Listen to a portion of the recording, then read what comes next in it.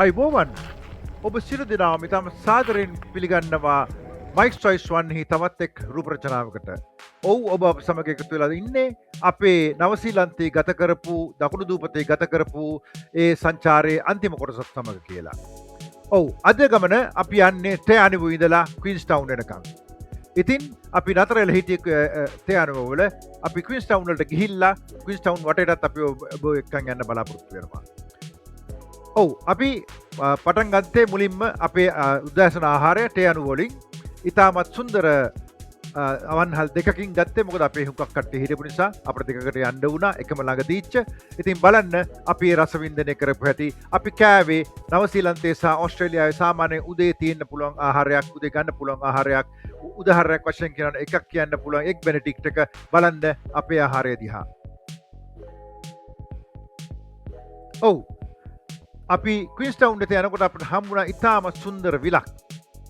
මේකට කියන්නේ ලේක් තකේපු. එහෙම නැත්නම් තකේපව් වෙල.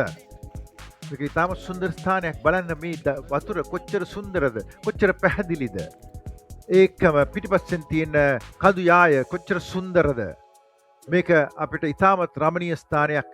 අපේ ඡායාරූප එහෙම ගමන. ක්වීන්ස්ටවුන් වල ඔබට කරන්න බොහොම දේවල් තියෙනවා. බන්ජි ජම්පින් කරන්න පුළුවන්. එහෙම නැත්නම් ෂොට් ඕවර් රිවර් එකේ ඔයගලන්ට පුළුවන් ජෙට් බෝට් එකේ යන්න. අපි මුලින්ම කරන්න බලාපොරොත්තු වෙන්නේ කිවි පාක් එකට යන්න. අපේ අවාසනාවට කිවි පාක් එක වහලා තිබුණේ වෙලාවේ. ඒක නිසා අපිට සිද්ධ වුණා නගරයේ රෝමක් ඇවිදින්න. ඔව් නගරයේ රෝමක් ඇවිදිනකොට අපට අමතක කරන්න බැරි තමක් තමයි ක්වීන්ස්ටවුන් වල තියෙන ෆර්ග් බර්ගර් එක. මේක කියනවා ඒගොල්ලෝ ලෝකයේ තියෙන හොඳම බර්ගර් එක කියලා. ඒක නම් මට කියන්න ෂුවර් එකක් නැහැ. නමුත් ඉතාමත් සුන්දර අත්දැකීමක්, ඉතාමත් රසවත් ආහාරයක් එතනින් අපි ගත්තා. ඕගොල්ලන්ට ගියාම මේ තැන හොයාගන්න අපහසු වෙන්නේ නැහැ. මොකද ඉතාමත් දිග පෝලිං ආර දකින්න පුළුවන් ඕනෑම වෙලාවක. එතන ඉතාමත් විශාල පිරිසක් රැඳී ඉන්නවා. මොකද මේක හොඳට දන්න ස්ථානයක් ලෝක වටේම. ඉතින් අපිත් ගියා. අපිත් එහි රැඳී හිටියා. හැබැයි අපේ ඒ රැඳී සිටීම පාඩුවක් වුණේ නැහැ. ඉතාමත් රසවත් බර්ගර් එකක් කන්න පුළුවන් වුණා. ඉතින් ඒක නිසා අමතක කරන්න එපා ක්වීන්ස්ටවුන් යනවා නම් ෆර්ග් බර්ගර් කන්න. ඔව් ඔබ ඇඩ්වෙන්චරස් නම් එහෙම නැත්නම් ත්‍රාසජනක දේවල් කරන්න ඔබට තියෙනවා නම් ඉතාම ආසාවක්. මෙතන තියෙනවා ස්කයි ඩයිවිං ලොකේෂන් එකක්. ඒක ඉන්ඩෝ ස්කයි ඩයිවිං එකක්. නමුත් අපි ඒකට ගියේ නෑ. අපි ඊටත් වඩා සුන්දර ස්ථානයකට හොයාගත්තා ඒ ළඟ තියෙච්ච අයිස් බා එකක්. අයිස් බා එකක්. ඒකේ නම බිලෝ සීරෝ. අපි ඇතුළේ ඉස්සෙල්ලා අපි බඩු බාහිර ටික ඔක්කොම තැම්පත් කළා. අපිට ඒගොල්ලන්ගෙන් ලැබුණ කබායම සහ අත්වැසුම්. මොකද ඇතුළ ඉතාමත් සීතලයි. බිලෝ සීරෝ කියන වගේ රින වල තමයි උෂ්ණත්වය තිබුණේ.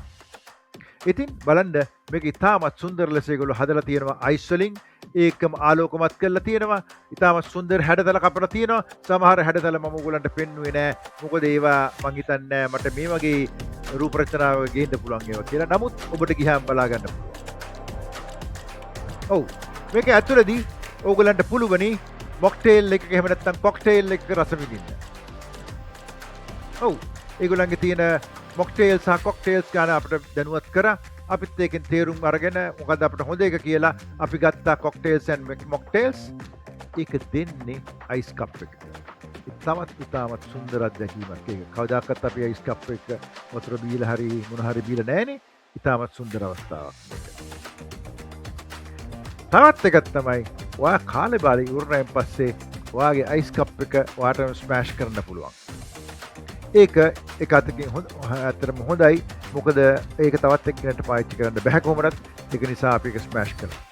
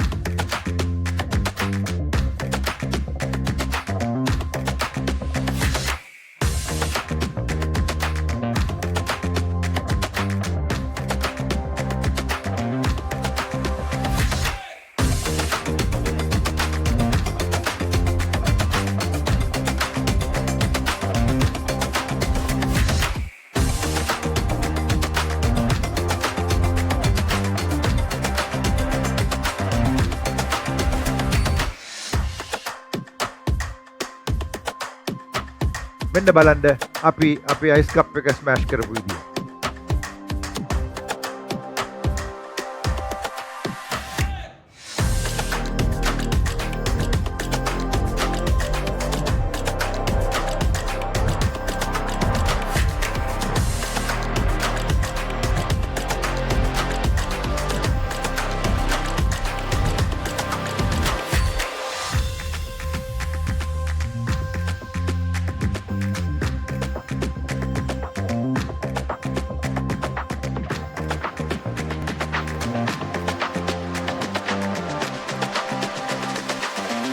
ඔබ දන්නවා සුන්දර අත්දැකීම් විඳිනකොට වෙලාව යනවා දැනෙන්නේ නැහැ කියලා.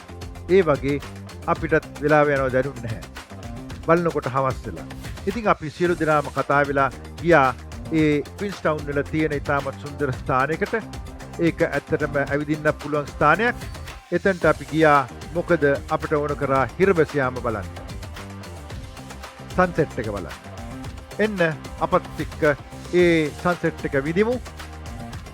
ඉතින් අපි රාත්‍රී ආහාරයෙන් පස්සේ අපි නැවත අපේ නිවන් වලට ගිහිල්ලා පොඩි කතා බහක යෙදිලා පොඩි සින්දුවකුත් කියලා විනෝද වුණා. මොකද ඒක තමයි අපේ අන්තිම රාත්‍රිය නවසීලන්තේ ඉන්න මේ ගමනේදී. ඊළඟ දිනේ තමයි අපේ අවසානම දිනය නවසීලන්තේ අපි ගත කරන එකට.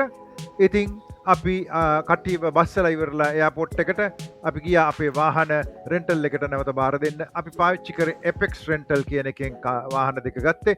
එක වගේ වාහන දෙකක් ඉතාමත් හොඳයි. මොකද මේ වගේ දුර ගමනක් යනවා නම් ඉතාමත් විශ්වාසවන්තනීය වාහනයක් තියෙන්න ඕන.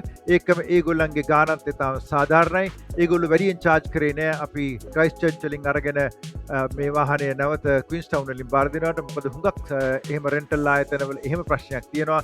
නමුත් මේගොල්ලන්ගේ එහෙම එකක් තිබුණේ නෑ. ඒගොල්ලන්ගේ ඉතාමත් සාධාරණයි ගණන් හිලව්. ඕගොල්ලන්ටත් අපි රෙකමන්ඩ් කරනවා Apex Rentals වලින් පාවිච්චි කරන්න පුළුවන් කියලා කාස් නිව්සීලන්ත ගියොත් එහෙම. ඉතින් ඔබ මේ දකින්නේ අපි එයාපෝට් එකට ඇවිල්ලා අපි දැන් වෙන වෙන යන අවස්ථාවට ඇවිල්ලා තියෙන්නේ. ඉතාමත් දුක්කර දර්ශනයක්. මොකද අපි සෑහෙන දවසක් එකට හිටියා. මේක අනිත් එක මේ සියලුම පවුල් එක්ක එකතු වෙලා සෑහෙන කාලයක් හිටියා. මේ අපි සම්බන්ධ වුණේ බොහොම කාලයකට පස්සේ අනිත් එක. ඉතින් නමුත් වෙන් වී යාම කරන්න දෙයක් නැහැ. ඒක තමයි ස්වභාවික ධර්මය. අපි ඉතින් අපේ ගම රටවල් බලා පිටත් වුණා. සමහරක් කට්ටිය සිඩ්නි වලට, සමහරක් කට්ටිය ඇඩිලයිඩ් සහ බොහෝ කට්ටිය මෙල්බන් වලට. ඉතින් අපිත් සමග මේ නවසීලන්තයේ දකුණු දූපතේ සංචාරයට එකතු වීමට ඔබට ස්තුතියි. ඒකම ඔබ මෙම රසවින්දනය කරා නම් කරුණාකරලා subscribe කරන්න. ඒකම ඔයාලගේ යාළුවොත් සමගත් බෙදා හදා ගන්න. ඉතින් එහෙමනම් අපි නැවත තවත් මෙවැනිම සුන්දර අත්දැකීමකින් ඉතාමත් අනර්ග රූප රචනාවකින් එකතු වෙනතුක් ඔබට සුබ දවසක්.